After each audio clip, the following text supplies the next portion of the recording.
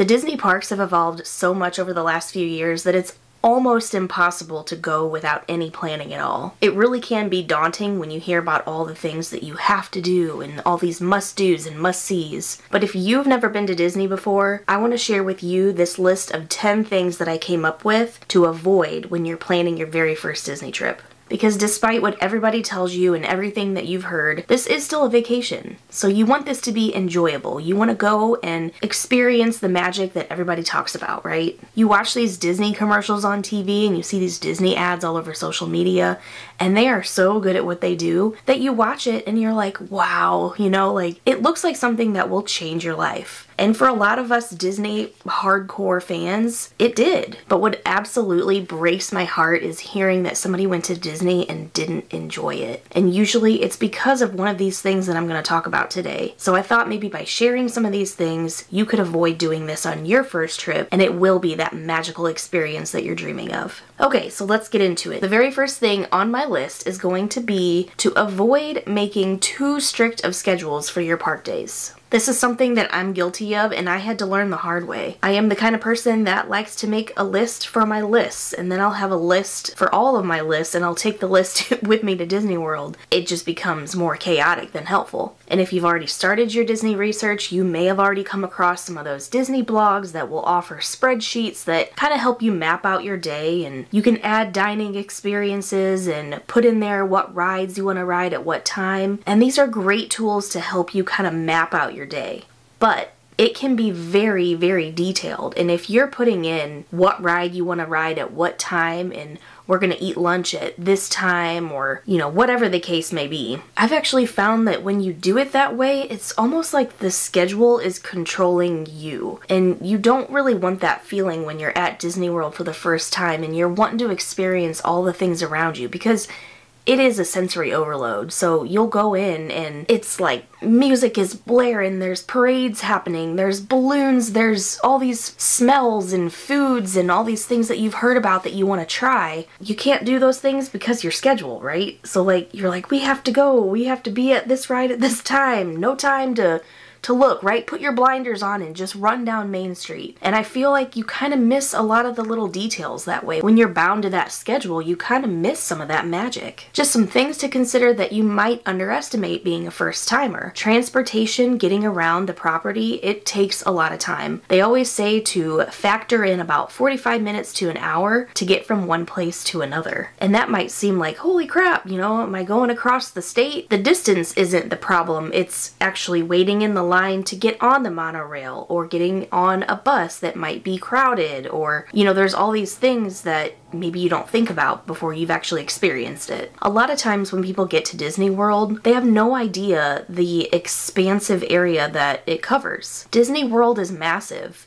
I think I heard somewhere that you can fit 7 Disneylands within Disney World, to give you an idea of how big it actually is. So you can't go from one park to the next in a few steps. Lines are another thing that I'm sure you've heard of. The lines at Disney World can be very, very long. And that goes for things like quick service windows to get your snacks, and it goes for the rides as well. If you don't purchase the Genie Plus, you may be one of those people that's standing in line for up to an hour or two. You never know. Again, things people don't consider is there will be times when a popular ride will go down for a moment, or for an hour, or for the day. You don't know. Sometimes these animatronics fail, sometimes there's just mechanical issues, and your ride will go down and you won't get to ride it. Or the line for other stuff is going to double or triple because the other ride went down. Does that make sense? So being flexible when you go to Disney World is going to be a huge, huge key to having a good day. Okay, so the second thing could be debatable depending on who you are, but my second tip is going to be to avoid doing more than 2 parks in a row. And I don't mean park hopping. I mean waking up, going to a park from open to close,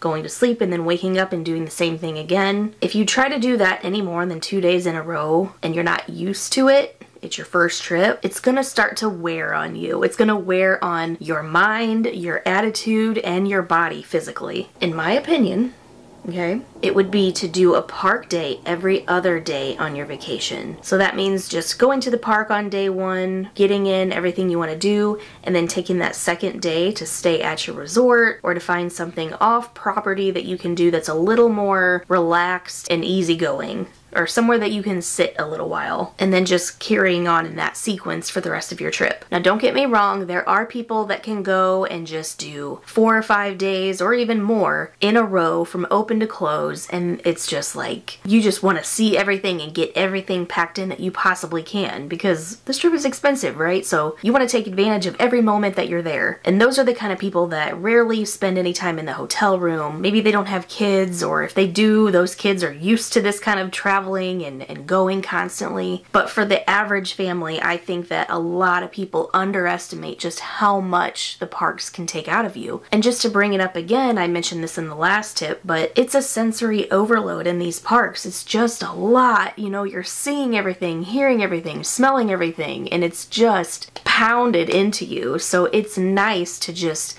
decompress for one full day, get a good night's rest, and then wake up the following day and try to do it all again. It just gives you the opportunity to have a better attitude, to feel better, and just to recharge. Obviously, for a lot of us, that's not going to be an option because maybe your vacation is only 4 or 5 days. And I completely understand that. In those situations, I would suggest maybe trying to do 2 parks in one day. So get the park hopper on your ticket. My suggestion would be to try to do Animal Kingdom and Hollywood Studios in the same day. Those 2 parks don't have as many rides as the other 2, but by doing that, you can maximize your time in the parks, and then that'll also free up another day for you to rest at your resort and use those amenities and the pool and everything that's available there. So number 3 is kind of following the same trend, but this one's for those that have kids. The families that are traveling with children, specifically children under 10. I'll even say under 8 maybe, because once you start getting to those 9 and 10-year-olds, they start to self-regulate and they start to kind of understand their feelings a little bit better. They know when they've hit their limits. But if this is your first time, don't assume that that child under 8 years old doesn't need a stroller or a nap or just a break in general. You might have a child that does great when you go shopping, or you guys like to get out and do things around town where you live, and you don't use a stroller very often. And you might think, well, they should be fine at Disney because they don't use a stroller at home and they're too big. But Disney tired for a kid is a lot different than regular tired for a kid. Not to beat a dead horse, but sensory overload, again, it's something that's really, really difficult for kids that age to understand and to communicate. They really don't know why they're feeling this way, and it's hard for them to tell mom and dad that they're just tired and exhausted. These kids are in the most magical place in the world, and the last thing that they want to do is tell mom and dad that they want to leave. So even though you think that your kid may do great without a stroller and they don't need it, or you know, you can do open to close at the park and they don't need to go back to the room for a nap, just consider it. Consider bringing that stroller and consider just taking a break. Number 4 is kind of a two-way tip. I see a lot of people asking in these Facebook groups and online, what is something that you brought that you didn't need? Or what is something that you didn't bring that you wish you would have had? So the tip is to avoid underpacking and avoid overpacking. Find the sweet spot. Really think about what your family uses on a day-to-day basis, and then apply that to a theme park where it's really, really hot and it rains all the time.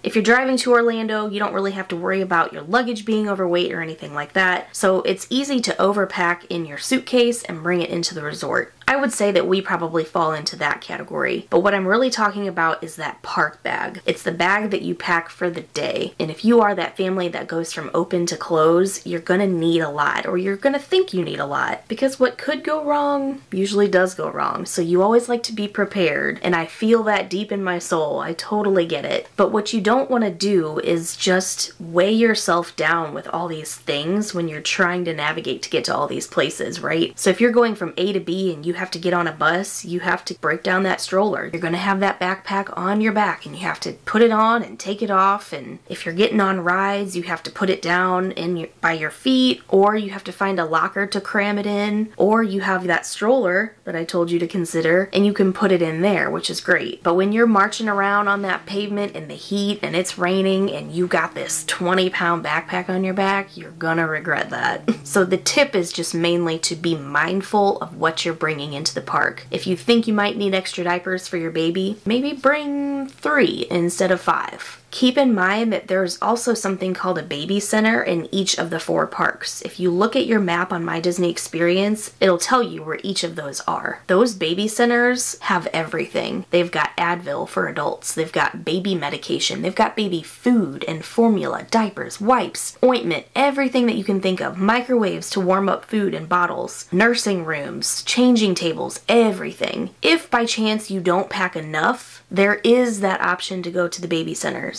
Something else to be mindful of is going through security. So each park that you enter, you're going to have to go through a metal detector. If you get randomly selected for a bag search, you're going to have to take all that stuff out so they can see what's in every container and every pouch and every zipper and compartment in your bag. So just really consider what you really need to take into the park with you. Obviously the essentials, right? Like water, sunscreen, those are like the big ones. If you have babies, you know what's important for them. But pack your bag for the park, edit what you have in that, and then edit it one more time, and then you should be set. Number 5 is a pretty big one. This may be easier said than done, but you really want to try to avoid spending all day on your phone. Disney has made that kind of difficult for everybody because they've got it set up so that we have to do everything on this app. It's the hub for everything Disney. So you've got to book your Genie Plus return times, your lightning lanes. You have to mobile order some of your food on there. You have to potentially scan your phone for the photo pass. If you don't have a Magic Band or another way to scan into the park,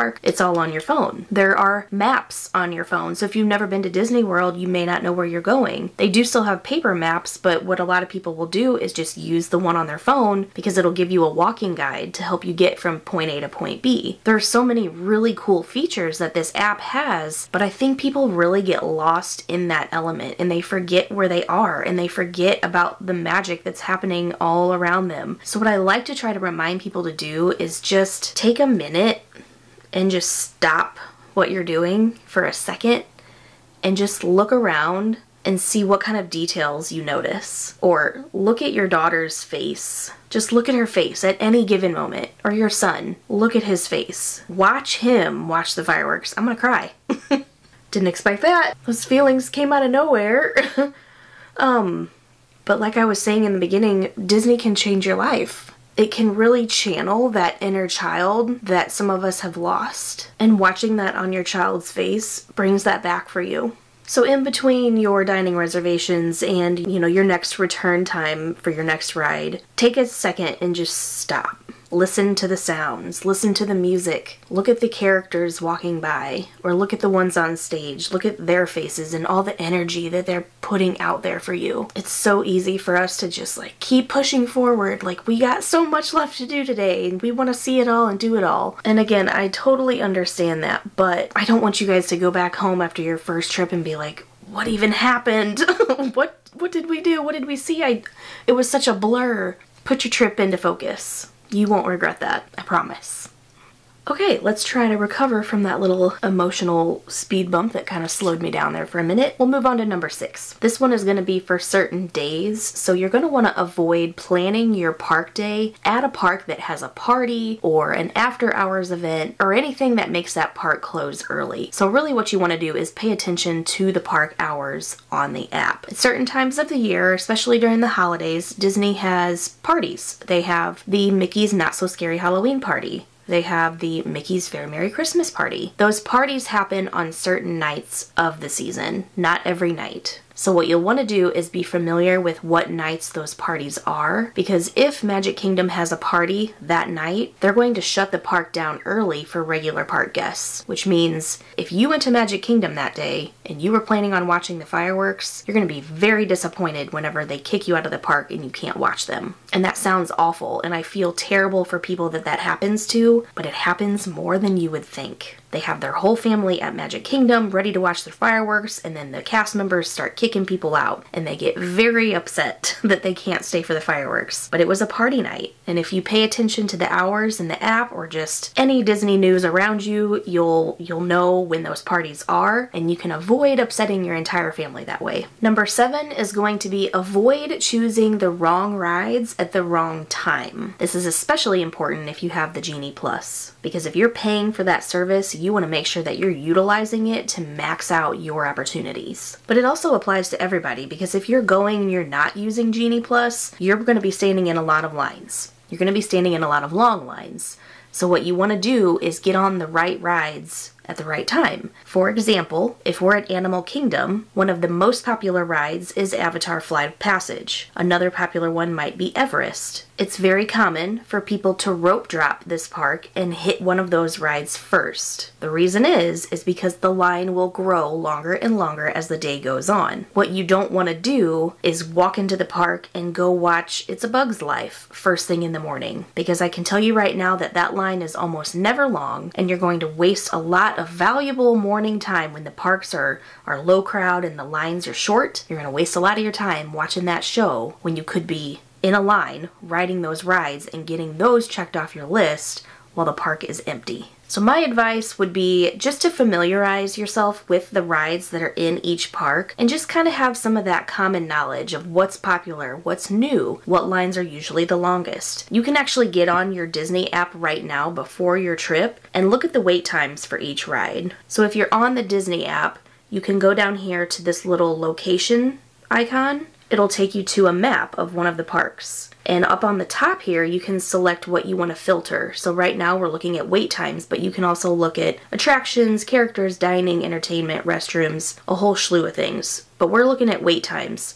So when you do that, it's going to show you little bubbles on every ride across the whole park. And it'll tell you how long the wait time is currently right now. So right now, Winnie the Pooh is a 25-minute wait. Seven Dwarfs Mine Train is a 60-minute wait, which is actually pretty good for the middle of the day. But look at the maps, get familiar with each park. You'll start to notice which ones have the longest waits. Those are going to be the more popular rides. So those are going to be the ones that you're going to want to hit early on in the day. Number 8 is going to be avoid buying new shoes for Disney World. A lot of people, including myself, will buy new outfits for Disney, whether it's for your child or for yourself, and you'll get caught up in the outfit and the look, and then you'll want to get new shoes to walk around the parks in. And that's a big mistake, because you'll be walking sometimes over 10,000 steps a day. And if your shoes are not broken in, you're going to be in some pain. If you want to buy new shoes for your trip, I would just buy them early on and try to wear them around your house or wear them out around town. Break them in before your trip, because you do not want to have a new blister on your first day at the theme parks. And just branching off of that, it is a good idea to maybe consider bringing 2 pairs of shoes. That way, if you do get a blister on your first or second day, you'll have another pair of shoes that you can put on for your third day that isn't going to hit that same affected area. It'll just give you a new blister in a new spot. But generally speaking, break in your shoes before your trip and break in your body. That's another thing that people don't really talk about. If you're not used to that, if you have a desk job like me, or if you're just not an active person, even with all the excitement and adrenaline and everything, it's still a lot for you to do multiple days in a row. So for several weeks or even months prior to your trip leading up to that vacation, it's a good idea to just start taking a few walks around the neighborhood, or maybe get on your treadmill and do a mile or 2 a day just to build up your momentum. But just try to incorporate some kind of activity leading up to your trip. It's going to make a big difference when you're walking around that much every day. Number 9 may not make sense, but let me explain. As difficult as this may be for you specifically, try to avoid watching too many videos and reading too many blogs about Disney. But don't click off our video. But seriously, if you start just consuming video after video after video and reading all of these things and all of these opinions and all these must do and don't do and all of these things, you're going to get to the park and realize that you can't do it all. I don't know if I want to put myself in this category because we don't live in Orlando. We travel there frequently. So we're fortunate to be able to do a lot of these things because we have so many trips that we can spread it out into. If this is your first trip, you're going to be very excited and you're gonna want to try to do all the things that you saw in these videos. They're all gonna look fantastic. You may already even have a list of things that you have to do when you go, and that's great. But if you get to the parks and it rains, or a ride that you really wanted to ride is broke down, or something happens out of your control and out of Disney's control, you're going to have FOMO that you didn't get to do that thing that you saw so-and-so do on their video. And speaking of all these experiences, you'll watch these people on camera eating these foods and these snacks and seeing these shows, and they're going to give their opinion because that's what people like to hear. But I want to challenge you to take that with a grain of salt, because everybody is different, everybody's perspective is different, and everything is subjective. I like to use pizza as a reference here because there are so many different kinds of pizza, and if you're going to ask somebody what kind of pizza is the best pizza, you might get 10 different answers depending on where that person grew up or lives or what they like. Do they like thin crust, thick crust? Do they like New York style that you can fold and eat, you know, or do they like the thick, what is it, Chicago, the deep dish pizza? Like, there's so many different preferences and factors that go into making a decision on whether something is good or the best. So when you watch these videos, just keep that in mind. Go ahead and make your list of all the places and things that you want to try, but when you hear somebody say something is the best and then you try it and maybe it's not, or the opposite, you hear somebody talk about something that was just terrible, and then you go there and you're like, why did they say this was so bad? This is fantastic. Like, this is so good. This is delicious. You could have a drastically different experience than somebody you watched on a video. Use these videos as inspiration. Use these videos as a way to get ideas for your list, but do not let the influencers influence you. Try things for yourself. You are the only one that knows what you like best, and you know what your family enjoys. So choose things that apply to you. Number 10, the very last one, is going to be avoid setting high expectations. When you go to Walt Disney World, as soon as you walk through that gate, you're a kid again. At Disney, everybody is a kid, and that means everyone is susceptible to meltdowns. I have seen children have the absolute most terrible meltdowns in the middle of the theme park. And I've seen adults have 10 times worse of a meltdown than their child. The heat, the exertion, the ride times, the schedules, it will deplete you from joy if you let it. Look, I'm not saying go to Disney World and don't be excited about it, but what I'm saying is set realistic expectations. Don't go to Disney with this mile-long list of things that you have to do when you're there because you saw it on a vlog. Pick 3 things at Magic Kingdom that you absolutely want to do. Let your spouse pick another 3 things. Let each child pick their 3 things. Look at the lists, combine everything together, and try to accomplish those things. If you accomplish all of that and you still have more time, then you get to add more things to your list. And nobody gets disappointed because everybody's lists are checked off. But if you have little Susie and little Johnny and they want to ride 10 things a piece, and then you have, you know, a spouse that's throwing their temper tantrum in the corner, it's going to be really hard for you to enjoy your trip, and it's going to be almost impossible to make everybody happy. I'm actually a pretty optimistic person, but when it comes to Disney, my mindset changes a little bit. I like to go in expecting something to go wrong because there are so many opportunities across the park for something to fail somewhere, and nobody's perfect. It's magical. It'll change your life, but it's run by humans. It's run by people who care, who have hearts, who do try their best to make everybody happy, but things fail. Things out of people's control will happen. So if you go to the park and you just know that beforehand, you're not going to be disappointed when it happens. I really love Pirates of the Caribbean. A lot of times when we go, it's broke down. So I'll have a backup plan. Hey Story, what do you want to do? What's on your list that you wanted to do this trip? Oh, I wanted to do Tomorrowland Speedway. So we'll take that time to go over to Tomorrowland Speedway. We'll ride that ride, and then by the time we finish that, Guess what's back? Pirates of the Caribbean. Now it's mommy's turn to do what she wants. The bottom line is the more flexible that you can be, the better experience you're going to have at Disney for your first trip. So that's going to be the end of my list. I really hope that this was helpful for you. If you still have more Disney planning questions, we have a full playlist for Disney first-timers specifically. And if you're a military member or have somebody in your travel group that is a military member, we have a lot of information about shades of green and a lot of other military discounts that are available to you that you may not be aware of. If you have questions on the discounted military memory maker, the discounted military salute tickets, or Magic Your Way tickets, I'll go ahead and link those down below along with some other playlists that might be helpful for you. But thank you so much for taking the time to watch this video. I hope you stay with us till the next one. But as always, don't forget to be happy, not just strong.